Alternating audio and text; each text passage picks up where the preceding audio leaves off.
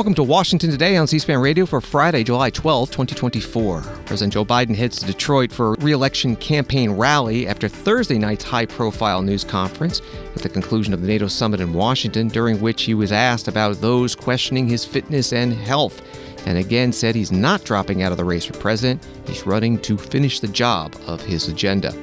Today, more House Democrats are calling on him to bow out, bringing the total to over 20. Mike Levin of California saying the time has come for President Biden to pass the torch, while longtime supporters of the president, including James Clyburn of South Carolina, are sticking by him. Republican National Committee Chair Michael Whatley is asked whether his party is preparing for a possible challenger other than Joe Biden. Democrats have been highlighting a Heritage Foundation policy plan called Project 2025 they say is the blueprint of a potential Donald Trump term. We'll hear from Congresswoman Cori Bush, Democrat of Missouri, and from a political science professor. And Texas Governor Greg Abbott pushes back on reports President Biden could not get in touch with him or the lieutenant governor for a disaster declaration after Hurricane Beryl, and that held up aid. From CBS News, 4 years ago, candidate Joe Biden stood before supporters at a Detroit high school flanked by Kamala Harris and other rising Democratic stars and called himself a bridge to the next generation of leaders. Mr. Biden, now a president seeking re-election, returns to the city Friday with many in his party now pleading for him to fulfill that very promise and step aside. But Mr. Biden remains defiant that he'll remain in the race despite a disastrous debate performance that triggered a wave of calls for him to end his candidacy. During a news conference on Thursday, when asked why he no longer considered himself a bridge to the next generation of leaders, Mr. Biden responded that what changed was the gravity of the situation I inherited in terms of the economy, foreign policy, and domestic division. He said, "We've never been here before, and that's the other reason why I didn't, you say, hand off to another generation. I gotta finish the job." That reporting from CBS News. On the flight from D.C. to Detroit on Air Force One, the White House Press Secretary Cori Jean-Pierre led a news conference. So last night you heard directly from President Biden during an hour-long press conference. Several of you here had the opportunity to ask him questions, and you had deep, substantive policy exchanges about his work to strengthen NATO, build a more secure world, and deliver for working families here at home. The president demonstrated his understanding of the biggest challenges facing our nation and why he's the most qualified person to build on the results his administration has delivered. You heard similar sentiments from our leading allies too. UK Prime Minister Starmer said President Biden has shown incredible leadership. Canadian Prime Minister Trudeau said we are lucky on the world stage to have Joe Biden leading here at NATO on the G7 in some extraordinary consequential times. And German Chancellor Scholz warned against underestimating Joe Biden. Today, families in Detroit will hear directly from the president. He's going to remain laser-focused on delivering for working families and building on the historic progress we made. As the president said last night, I have to finish this job because there's so much at stake. The White House Press Secretary Cori Jean-Pierre during the news conference on Air Force One. She was joined by Michael Tyler, Biden-Harris Campaign Communications Director, Congresswoman Debbie Dingell, Democrat from Michigan, and Liz Schuler, the president of the AFL-CIO, and they were asked about President Biden's performance at Thursday's news conference. You three had FaceTime with the president today. How is he feeling about his performance last night, especially the two gaffes that he made calling President Zelensky Putin, and the fact that for many Americans, not just his detractors, those are what stick out? How are you guys going to campaign against that? Yeah, Joe Biden has been making gaffes for 40 years. He made a couple last night. He'll probably continue to do so. Our opponent is somebody who every single day out on the stump is calling for a bloodbath if he loses, who's pledging to rule as a dictator on day one and is pledging to ban abortion nationwide across the country. The voters of this country are smart. The voters watched the totality of that press conference. They saw a president lead on the global stage, talk about complex issues, the ways in which he's uniting the West around Putin's aggression, the ways in which he is working on securing a ceasefire framework in the Middle East, and they saw him present a clear choice against the opponent in Donald Trump, who had just laid out all the fundamental threats that he poses to the American people. We are confident that the American people are smart enough to understand the fundamental choice in this election. And as we and the president continues to campaign relentlessly across all the battleground states, the only answer to that choice is going to be Joe Biden. Congresswoman? people look at Donald Trump's rants. The things that he says in these rants are absolutely crazy. And I mean, he never does a rant that he doesn't go after electric vehicles, and he doesn't know what he's talking about when it comes to EVs. We are competing in a global marketplace. I need to know that we're going to have a president that's going to make sure that my industry stays competitive in a global marketplace. But he also says some of the most devastating, horrific, hateful, divisive things every time he rants. And I wish people would write about that. And he also makes a lot of mistakes. We want a president that's going to talk about what working people are experiencing every day, which we know workers are still making ends meet and they're worried about how they're going to put food on the table, versus someone like Trump who's talking about water pressure and how overweight Chris Christie is. I mean, we want someone who we can take seriously, right? That is going to wake up every morning thinking about working people. And so I would say that, as Michael said, yeah, there's gaffes, right? That's happened throughout his whole career. But what we look at is what he's delivered on, and that's manufacturing jobs and infrastructure and making sure that working people can make a decent living and provide for their families. Liz Shuler, president of the AFL-CIO, joined by Congresswoman Debbie Dingell, Democrat from Michigan, and Michael Tyler, Biden-Harris campaign communications director, part of a news conference on Air Force One as they were all flying from Washington, D.C. to Detroit. Story from Politico, a House Democrat who has called for Joe Biden to step aside confronted the president directly on a virtual meeting Friday, telling him it was time for someone else to lead, according to two people familiar with the matter. The host of the meeting between the Congressional Hispanic Caucus's political arm and Biden ended it shortly after Congressman Levin's comment, Democrat from California. The president held meetings with various factions of House Democrats anxious about his future on the ticket on Friday and had more planned over the weekend. Shortly after the meeting wrapped up, Levin, who hails from a purple district, put out a statement calling on Biden to end his reelection campaign. Several others in that group, however, are among Biden's more vocal proponents on the Hill. Sylvia Garcia, Democrat of Texas, and Lou Correa, Democrat of California, appeared to be pre-selected to ask questions, according to a person familiar with the call. That's reporting from Politico. Forbes, keeping a tally of the House Democrats, writes that 5 House Democrats have urged President Biden to end his 2024 presidential bid since his closely watched press conference Thursday night, bringing the total number of congressional defectors to 21. And one of the latest, Brittany Peterson of Colorado, posting on X this morning, Joe Biden saved our country once, and I'm joining the growing number of people in my district and across the country to ask him to do it again. Please pass the torch to one of our many capable Democratic leaders so we have the best chance to defeat Donald Trump, who is the greatest threat to the foundation of this country that we have ever faced. That was a statement from Congresswoman Brittany Peterson, Democrat of Colorado. Another who has called on President Biden to step down, Jim Himes, Democrat of Connecticut, was on CNN last night. A huge part of politics is loyalty and love and emotion. And nobody understands that better or attracts that better than Joe Biden, a storytelling Irishman, who lives in an emotional world. And, those are critical values for politics. That's why, rallies are so exciting. That's why people tear up when they hear the name Bobby Kennedy or Jack Kennedy or John McCain or whatever. But the problem is that can go way too far. And when there's an excess of love and loyalty, you get 70 million Americans who will not budge from their support for a felon, from a criminal, from an adjudicated rapist who has promised to turn this country into an authoritarian country. That's what happens when you won't set aside loyalty and love and emotion. So the stakes are so high that right now the question is, not how loyal are you, but can we avert. Forget about, and we can talk more if you like about, the event that Joe Biden were reelected. But can you avert a second Trump presidency? And there is not a single number out there, not one, Cook report telling us that we may lose the House, that says that Joe Biden is going to win. And so the answer to that, which is a fair answer, is that, but there's still time. There's 4 or 5 months to the election. So then you need to ask yourself, what's the trajectory look like here? Are things getting better? If you believe that the problem that the Democrats have is that we haven't gotten our message across, the message of the bipartisan infrastructure law, the message of capping out-of-pocket expenses in Medicare at $2,000, at capping insulin costs at $35, it's standing up for veterans. And if you believe that our problem is that we haven't gotten that message across well, And if you also believe that the president has the biggest megaphone, you have to drop the emotion and the loyalty and love and say, in the next 4 or 5 months, is that story going to be told with such precision and poetry and beauty that you will turn around all the numbers that say we are going to lose?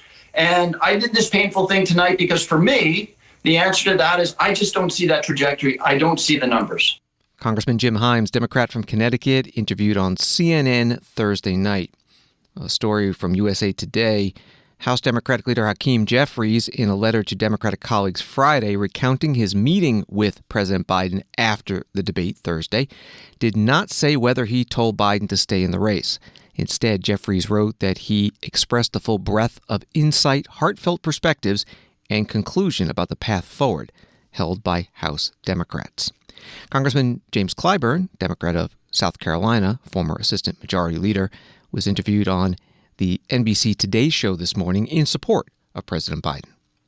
The news conference was supposed to allay concerns that a lot of folks have, many of them within your own party, about the president's ability to do the job. He starts by confusing his vice president with former President Trump. That was just a few hours after he confused President Putin with President Zelensky. Did he allay those concerns last night? Well, those of us who are real close watchers of Joe Biden, we do know that he sometimes mangle words and phrases, but all of that is almost natural for people who grew up stuttering, and they do focus a little more. And when you focus a little more, you tend to lose the flow. But you're not saying that what we've seen from this president over the last few weeks is just a function of him stuttering. I mean, it's more than that. He doesn't stutter now. He is still working to overcome the stuttering of his childhood. I've been around that condition for a long time, and I know exactly how it operates. But he has one of the best minds that I've ever been around. And the people who've been around him will tell you that. And so I would hope that we will focus on the substance of this man rather than these sometimes misspoken words and phrases and how he has run this country. But, Congressman, you've got 17 Democrats, one of them a sitting U.S. Senator, who have called on their president to step aside. Former Speaker Nancy Pelosi 2 days ago saying, quote, it's up to the president to decide if he's going to run. We're all encouraging him to make that decision because time is running short. That is not a full-throated endorsement from your friend and former Speaker Nancy Pelosi. Should the conversation about the president getting out of this race, should that conversation continue? No, it shouldn't. The conversation should be over. No, the conversation should focus on the record of this administration, on the alternative to his election, and let Joe Biden continue to make his own decisions about his future. He's earned that right, and I am going to give him that much respect. Congressman James Clyburn, Democrat from South Carolina, on the NBC Today show Friday morning. Story from PBS. President Joe Biden has held his ground against Republican presumptive nominee Donald Trump, despite questions about Biden's mental fitness and calls for him to quit the 2024 race, according to the latest PBS News NPR Marist poll. If the election were held today, 50% of U.S. registered voters said they would support Biden, while 48% said they would vote for Trump, the difference between the two falling within the margin of error. Yet a majority of Americans believe that Trump will win the election in November, and more than half think that neither Biden nor Trump should lead their respective parties' White House tickets this year. That was a story from PBS. The Washington Post held a roundtable discussion with some of its reporters today talking about the presidential race. Here's Dan Balls, chief correspondent for the paper. So, Dan, your assessment of the president last night, did he help himself, or will the death by 1,000 cuts continue now that the NATO summit is over? Jonathan, I think the short answer to that is we will see. And I think we will see today and tomorrow and into the weekend exactly what the response is. We, from all the reporting that all of us have been doing this week, there have been indications that people who wanted him to get out of the race were holding back in part because they did not want to embarrass him during the NATO summit. And that after the press conference and into today and the weekend, that there would be more calls. Now, there were 3 people who, right after the press conference, 3 House members called for him to step aside. But I think we have to wait and see exactly whether the trickle turns into a flood or something more significant. I think that we will watch how many more House members say something, whether there are more senators who say something. I think we will be watching very closely what Nancy Pelosi has to say. I mean, she certainly opened the door to continue the conversation about him stepping aside. She didn't close this out. She made it clear that in her own mind, this is still an unsettled question and that he needs to think more seriously about it. And then we will see whether it reaches critical mass. Okay, since you invoked her name, Nancy Pelosi, Speaker Emerita, I'm struck by something, because she went on Morning Joe and she said what she said, which opened the door. And it took me back to 2018. She was the Speaker of the House. Democrats lost the majority. Democrats were screaming at the tops of their lungs, she needs to go, she lost the House, she lost the majority, we need to go to a new generation, so on and so forth. I just find it interesting that President Biden is in the same position she was in then, and as we all know, she didn't go anywhere. So if you're President Biden, and I don't mean to make you a political strategist or anything, but through your reporting, is that possibly what's driving the president here to resist the calls to get out of the race? Well, I think that the one thing we know about President Biden is that he has always had kind of a chip on his shoulder about being underestimated or disrespected by people within the party. And I think we're seeing some of that today in the way he has responded to this. He is quite dug in, certainly has been dug in, and I think what the former speaker is trying to do is to gently say, you need to rethink this because it's not just you, it's the whole Democratic Party that could go down if you take the party down. One more question for you, Dan. The morning after the debate, in an analysis raising questions about President Biden, you wrote, quote, does he have the capacity to overcome the damage he did to his candidacy and the impact it had on Democrats, alarmed at the prospect of former President Donald Trump returning to the White House? 2 weeks later, how is the president answering those concerns? Is he? Well, he's trying to answer them, but I don't think he's fully answered them. And I think that the press conference last night, while certainly way better than the debate, and probably a little bit better than the interview with George Stephanopoulos, will not answer all the questions. I mean, to some extent, as some people said last night, it's kind of a Rorschach test. For people who are fully with him, he performed quite well enough for them to say we should stick with him. But for others, there are still doubts, and I think those doubts are going to continue. Dan Balz, chief correspondent with The Washington Post, interviewed by Jonathan Capehart, associate editor with that newspaper. The National Governors Association is holding its summer meeting in Salt Lake City, and the incoming chair, Governor Jared Polis, Democrat from Colorado, joined the incoming vice chair, Kevin Stitt, Republican of Oklahoma, at a news conference, and they were asked about the presidential election.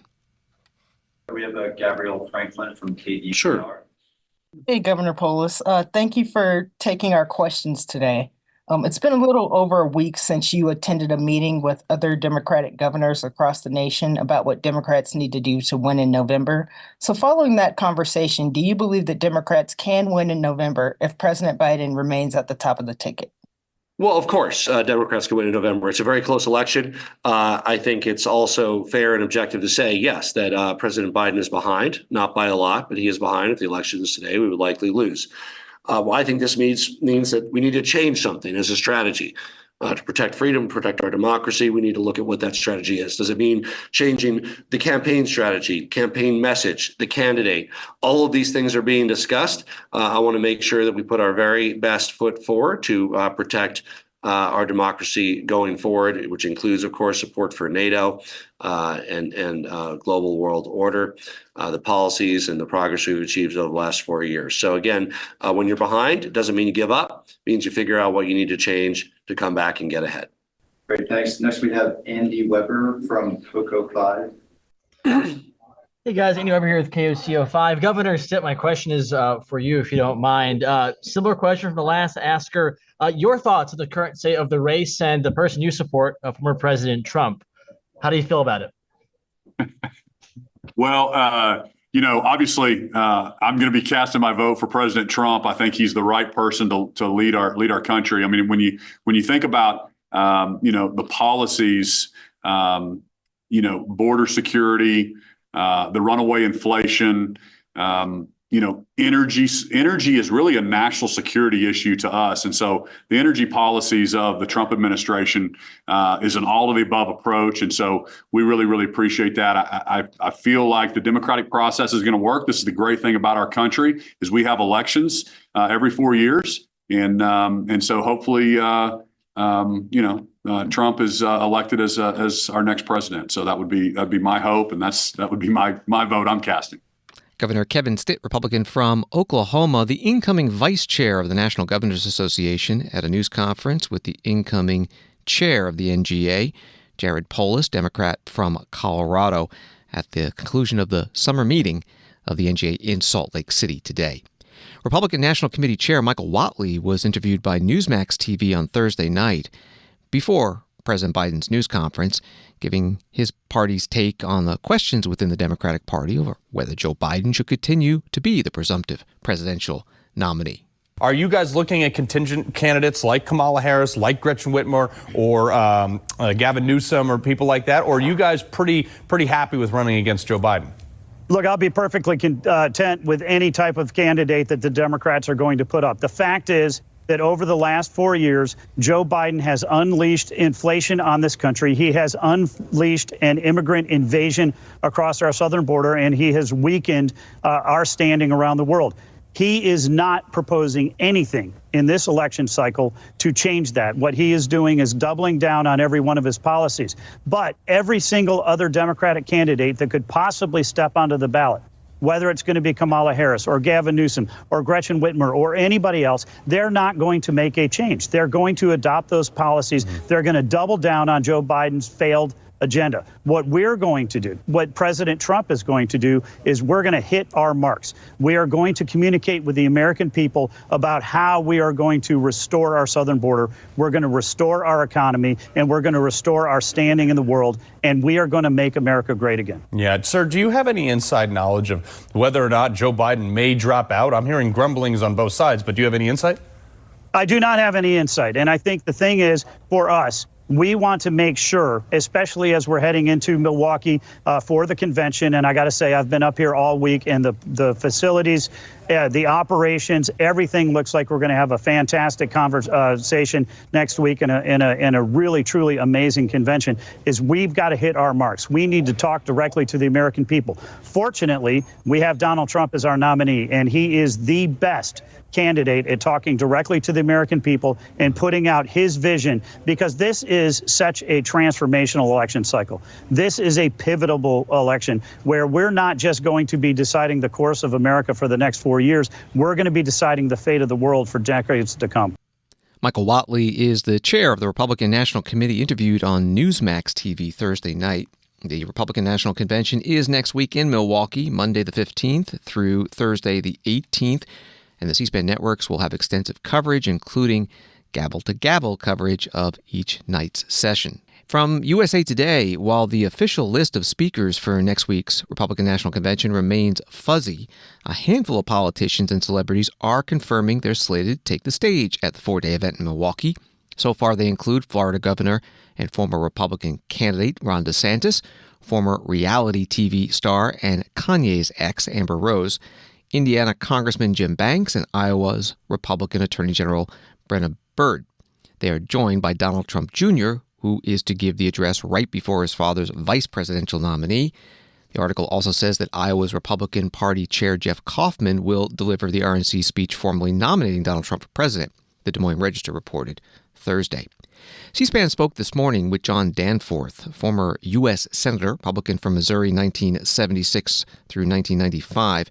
He is now the co-founder of the group Our Republican Legacy. He talked about the state of the Republican Party and next week's national convention. I think it's become a personality cult. And It's essentially Donald Trump, and whatever Donald Trump says goes.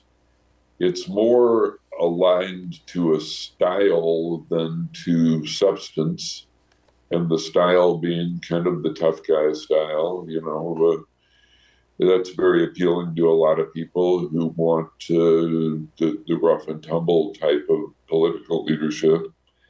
But on all of these principles that we've stood for, it's abandoned each one of them. It's become very divisive in the way it conducts itself with regard to the legitimacy of the presidency, the legitimacy of elections, the legitimacy of court decisions. It's attacked all of that. Fiscal responsibility. During the 4 years of Donald Trump, the national debt increased 40%. That's really astonishing. It's become, instead of the party of free enterprise, the party of high tariffs.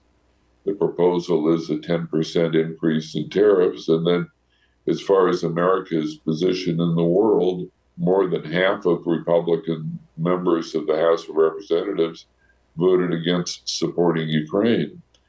That everybody back in the day, back when I was around, every Republican would have supported Ukraine. Every single one of them without question. Now we've turned against that. So on all of these fundamental principles, the Republican Party or certainly the leadership of the Republican Party has turned against all of them. Are you going to watch the Republican National Convention next week, and what do you expect to hear? I don't know how much I'm going to watch. I probably will tune it in and out. National conventions now, I don't know what the Democrats are going to be doing, but as far as the Republicans are concerned, national conventions are more sort of long pep rallies, and they don't really decide much anymore. I have hoped, and our group, our Republican Legacy, has proposed that the convention and that the Republican platform state the same principles that I've just mentioned about national defense and about the rule of law and the primacy of the Constitution and fiscal responsibility and all of that.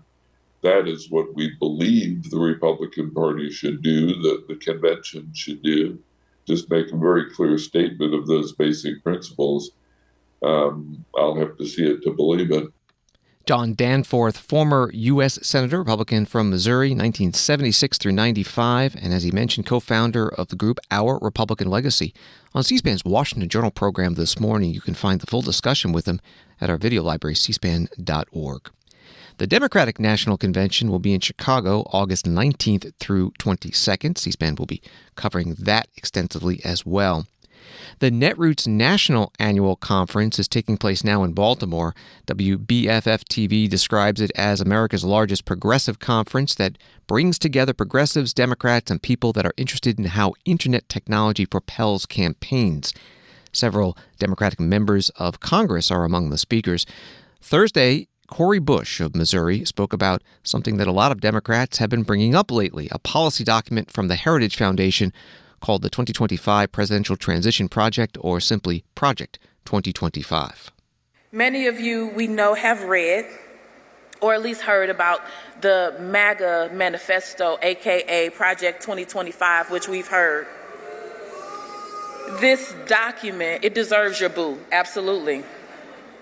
This document serves as a chilling blueprint of the far-right's vision and their aspirations for our country, from dismantling environmental protections to rolling back civil rights to using the Comstock Act, which I co-lead a repeal of the Comstock Act,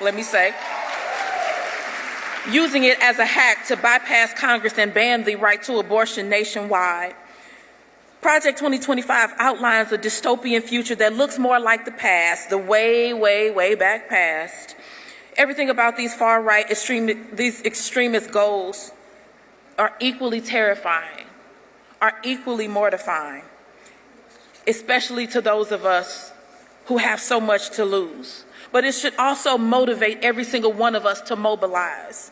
Project 2025 isn't just representative of what we are up against, but it underscores why our progressive grassroots activism is much more crucial now than ever, at least in my lifetime. I believe that we must do everything in our power to defeat Donald Trump in November, but let's be clear. This battle is not about one man, and we have to stop talking like it is. It is about the systemic and pervasive threats to our democracy, to our rights, to our progress, and to our future. The world we are fighting for is so much larger than Trump. It's larger than Biden. It's larger than me and you. It's larger than any individual. What we are fighting for is a future where justice and equity and equality and opportunity are not just aspirations, but realities for all. And I truly believe that together, through all of our collective progressive power, that we will establish this reality. We will defeat Trumpism. We will defeat fascism in this country. We will protect our civil rights and liberties. When we organize, when we mobilize, when we strategize, we are unstoppable, so unstoppable that it scares the far-right MAGA extremists. Congresswoman Cori Bush, Democrat from Missouri, at the Netroots National Annual Conference in Baltimore on Thursday. That conference continues today and into Saturday. Story from Axios. The Democratic National Committee is launching billboards in 10 cities and battleground states linking former President Trump to Project 25, the conservative plan that backs a dramatic expansion of presidential power. Donald Trump has posted on Truth Social about Project 25. I have no idea who is behind it, although others have pointed out that many former top Trump administration officials were involved in its drafting. Beau Breslin, a Skidmore College political science professor, was on C-SPAN this morning to talk about why Project 2025 has been controversial. Don't all administrations, if it's a transition from one party to the other, take aim at the previous administration's policies that they disagree with in their transition plans? Don't they propose their own agenda items that they want to implement? Why is this specifically concerning people so much that they're putting this on the table? Well, I think what gets the most attention is the fact that there are sort of three pillars, three foundational pieces to this document. One, it's a sort of neo-isolationist approach. We're going to retrench back. This is a Trump policy in terms of foreign affairs and so on. Two, there is all over the document this sort of Christian nationalist mentality, right? So they speak a lot about the traditional family as the centerpiece of America. In principle, we can agree with that. But at the end of the day, when you take that and then you the next step in the conversation is we are anti-transgender, anti-gay, anti-gender identity, anti-abortion, all of these things. Obviously, it's going to get people on the left in particular nervous about it. And then the third thing is, which doesn't get a whole lot of airplay, John, but the third thing is probably the most problematic from a political science perspective, and that is this notion of unitary executive theory. Now, what does that mean? That means that the president and the executive, the president controls everything in the executive branch. That's not what the founders intended by the presidency. And the Project 2025 advocates for this very strong presidency where the president is entirely in control of the executive branch and puts his people in place that are political cronies and political allies. So all three of those pieces, neo-isolationism, the Christian nationalism, and this unitary executive theory, are super controversial and get people nervous. Beau Breslin, Skidmore College political science professor and author of A Constitution for the Living, on C-SPAN's Washington Journal program this morning. Find the full segment with them at our video library, cspan.org. Washington Today continues in a moment. Hi, I'm Susan Swain. This summer, I'll be on the air from Milwaukee and Chicago for C-SPAN's live gavel-to-gavel convention coverage. It's been a mainstay of our network since 1984. What has changed in recent years is C-SPAN's funding, now challenged by the many homes who have opted to cut the cord. This summer, an anonymous donor is generously helping support C-SPAN with a matching gift campaign. Every dollar given will be matched up to $25,000. Please consider giving to support our no-commentary convention coverage and all of C-SPAN's public affairs programming. To learn more or to make a donation, find us at cspan.org/donate. Thank you. Welcome back to Washington Today, available as a podcast on the C-SPAN Now mobile app, which is free, and wherever you find your podcasts. Story at the Austin American-Statesman in Texas. Governor Greg Abbott wants an investigation into why more than 2 million Texans lost power after Hurricane Beryl barreled ashore Monday, and why up to one-fourth of them might have to wait until next week before electricity is fully restored. In a Bloomberg TV interview from Asia, where he is on an extended trade mission, he said they should not be losing power. The target of Abbott's ire was Central Point Energy, an electricity transmission company that serves the Houston area where the outages have been concentrated. That was from the Austin American-Statesman. Here's part of the interview with Governor Abbott. More than 2 million people without power. There's a lot of frustration right now with CenterPoint, that's handling 75% of it. What should be done to handle this? And are you concerned about how this was handled from a city, state, and CenterPoint level? Well, so when you look at the fact that a Category 1 hurricane has come through Texas, the sole remaining issue is a horrible issue for our fellow Texans, and that is more than 2 million Texans out of power. Julie, this should not be happening whatsoever, period. And what I'm going to be doing immediately is instructing the Public Utilities Commission to undertake an immediate study to find out why this is repeatedly happening in Houston, Texas. They should not be losing power. I want to find out, was there a structural flaw with regard to the electrical delivery system? Was that the cause of it? If so, what needs to be done to shore it up? Or was this a personnel issue of not having enough power personnel in all the right locations to get power back up and going again? All I can tell you is this. I want the PUC to provide information to both me and to the Texas legislature so that we will be able to act on it next year to make sure that events like this never happen again. Governor Greg Abbott, Republican from Texas, interviewed by Bloomberg.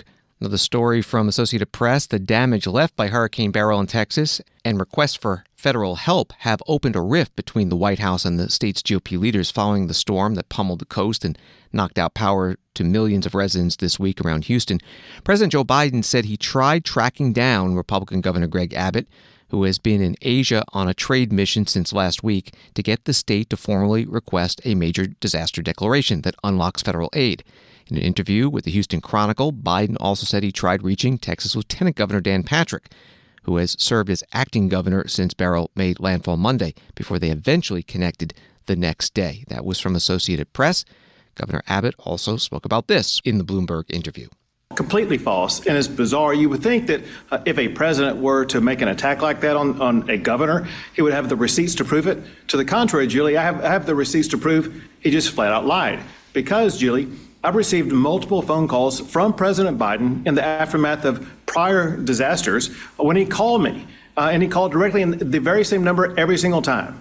That number has not been called by either the president or anybody in the White House at all during this episode, with one exception, and that is on July the 5th. I did receive a phone call on that very same phone number that President Biden has used in the past from one of his cabinet members or FEMA director. So here's the point. People who work for Joe Biden use the same number that Joe Biden had used in the past to give me a phone call. When Joe Biden said this time he called me, he just flat out made it up. Governor Greg Abbott, Republican from Texas, interviewed by Bloomberg on Thursday. A story from the Dallas Morning News. In social media posts, Lieutenant Governor Dan Patrick, also Republican, called the accusation a load of malarkey. And Abbott said Biden's memory fails again. Senator John Cornyn, Republican of Texas, said during a call with Texas reporters on Thursday that Abbott and Patrick had been on top of the disaster and the focus should be on helping those affected. He said, "I don't know why President Biden wanted to make this a political event." That from the Dallas Morning News. Wall Street today, the Dow up 247, NASDAQ up 115, S&P up 30. From Reuters, AT&T said on Friday the company suffered a massive hacking incident as data from about 109 million customer accounts containing records of calls and texts from 2022 was illegally downloaded in April. The U.S. telecom company said the FBI is investigating, and at least one person has been arrested after AT&T call logs were copied from its workplace on a third-party cloud platform in a significant breach of consumer communication records. That was from Reuters. From Spectrum News, President Joe Biden said both Israel and Hamas have agreed to the framework of a multi-stage proposal he laid out in May that aims to ultimately facilitate an end to the now 9-month-old fighting in Gaza, while emphasizing there is still more work to do. Biden wrote on a post on X on Friday, there is still more work to do, and these are complex issues, but that framework is now agreed to by both Israel and Hamas. My team is making progress, and I'm determined to get this done. The article also says the president first announced that both sides had signed onto the idea during his highly anticipated press conference Thursday evening to round out the NATO summit in Washington. During the press conference, he noted that he sent his team to the region to hammer out the details. Again, that's all from Spectrum News. And today at the Pentagon, the Deputy Press Secretary Sabrina Singh confirmed that the Gaza aid pier built by the military might not continue. On Wednesday, U.S. Central Command personnel attempted to re-anchor the temporary pier to the beach in Gaza to resume humanitarian operations. However, due to technical and weather-related issues, CENTCOM personnel were unable to re-anchor the pier to the shore. The pier, support vessels, and equipment returned to Ashdod and will remain there for now. A re-anchoring date has not yet been set at this time.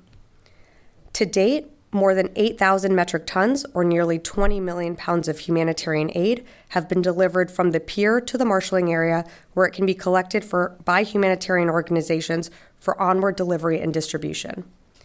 As we said when we first announced this, the pier is part of a comprehensive response to the humanitarian situation in Gaza.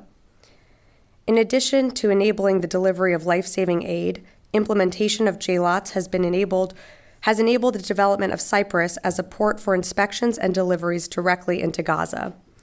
Aid can now be inspected in Cyprus and delivered directly into Gaza through Israel's Ashdod port and crossings in the north. The deployment of this pier has also helped secure Israeli commitment to opening additional crossings into northern Gaza. Since the opening of these crossings, we've seen more trucks moving from Jordan directly into northern Gaza to help alleviate the dire humanitarian conditions. As we announced yesterday, the pier will soon cease operations, with more details on that process and timing available in the coming days. We're very proud of our service members and all those supporting this effort and who have enabled vital humanitarian assistance to get to those in Gaza who need it most. Without a doubt, lives have been saved because of their work and commitment under very challenging conditions. And as hundreds of thousands of people continue to face emergency levels of food insecurity across Gaza, the United States will continue to take all possible action to ensure increased aid flows are sustained at the scale needed to meet the needs on the ground. As we've said from the beginning, DoD will continue to work closely with USAID and others in the Middle East region to support these important efforts. The Pentagon Deputy Press Secretary Sabrina Singh at her news conference at the Pentagon. The Deseret News in Utah reports that Academy Award-winning actor Matthew McConaughey called on the country's leaders to leave entertainment to celebrities during Utah Governor Spencer Cox's final Disagree Better event as chair of the National Governors Association on Friday. And during that event, that also included the incoming chair of the NGA, Jared Polis, Democrat of Colorado, Matthew McConaughey was asked about who is his favorite director. My favorite director that I've worked with? Well, Richard Linklater I've worked with 3 times, and he gave me my first shot in a film called Dazed and Confused in 1992. Yay. All right. There it is. All right.